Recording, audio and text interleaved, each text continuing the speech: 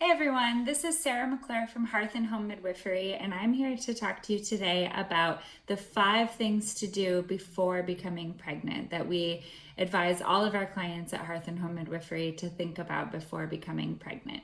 So, the first thing is to really get in touch with your movement patterns. Moving throughout pregnancy, having a regular exercise routine or regular movement pattern can be really helpful to keeping complications of pregnancy at bay, to keeping blood pressure down, blood sugar down, and to having a straightforward and normal physiologic birth. So, before you become pregnant is a great time to really figure out what is the movement that you like to do and works for you. So we encourage people when they're planning their pregnancy to get into a routine with movement or exercise in a way that feels sustainable, feels healthy, and helps them to really feel their best. It can definitely help with becoming pregnant, and it can also help make you feel better once you are pregnant, and then of course limit complications in your pregnancy. Number 2, track your cycles. Lots of people who are thinking of becoming pregnant have already been tracking their cycles, often for fertility awareness to not become pregnant before they're ready to do so. But many people haven't done that. So if you're not already tracking your cycles, it's a great time to start when you're thinking about becoming pregnant. So that would mean tracking when your period begins, noticing how many days you're bleeding, noticing when your ovulation is, and then noticing what's happening as you're leading up to your period once more. There's a great book called Taking Charge of Your Fertility that's accompanied by some apps. There are also a number of apps that you can use that are rated on all the different operating systems where you kind of just plug in your data and it keeps track of it for you. There's lots of information in Taking Charge of Your Fertility about taking your temperature, how to know when you're ovulating, and that way when you're ready to actually become pregnant, you can predict when you'll be ovulating, what your ovulation window is, so you know when it's time to have an insemination so that you can hopefully become pregnant when you're ready.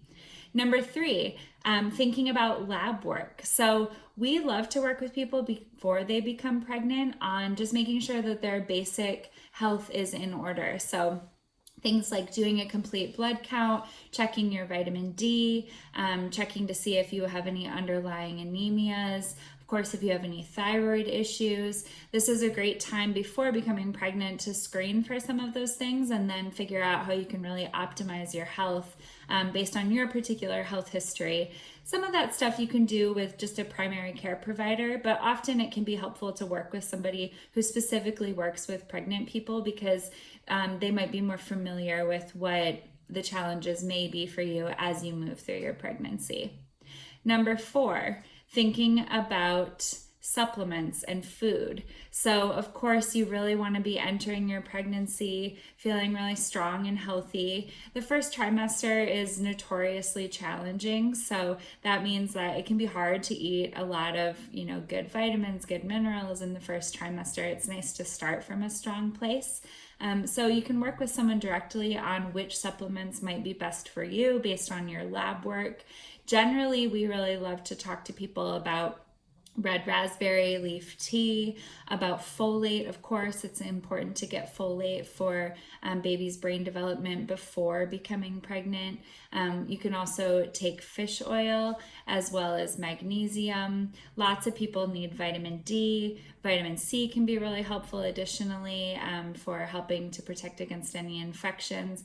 And the list goes on and on. So there are some routine supplements that are really great for anybody planning a pregnancy.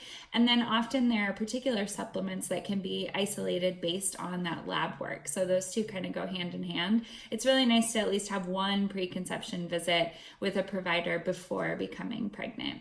And number 5, medications in terms of do's and don'ts, or drugs, I should say, in terms of do's and don'ts.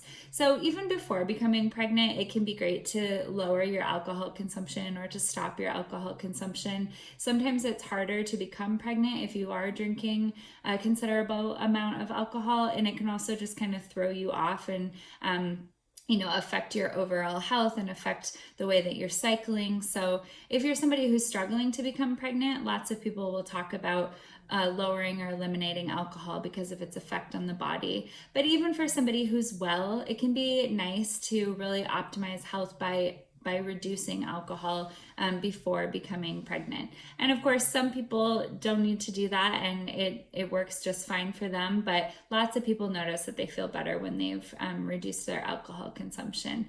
Of course, the same goes for cigarette smoking. If you're somebody who's smoking cigarettes or uses tobacco or uses any other smoked products, it can be really supportive to your health to titrate those things down if that's part of your lifestyle before becoming pregnant. It also makes the transition less severe once you're pregnant. Most people feel really clear that they do not want to use alcohol and they do not want to use tobacco products or any smoking products while they're pregnant. And that can be a really severe cutoff if that's something that's normally part of your everyday life. So it's something to think about as you're thinking about becoming pregnant. And the other thing is getting in touch with your primary care provider if you are on prescribed medications.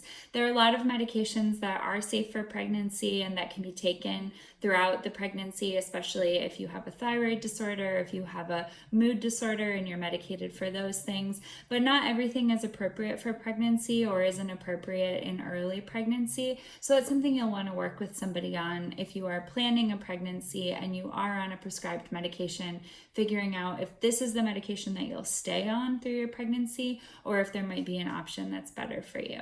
So those are the 5 things that we recommend doing before becoming pregnant. If you want to set up a preconception visit either via Zoom or in person with us at Hearth and Home Midwifery, we're always doing consultations for new clients and we'd love to hear from you. Take care.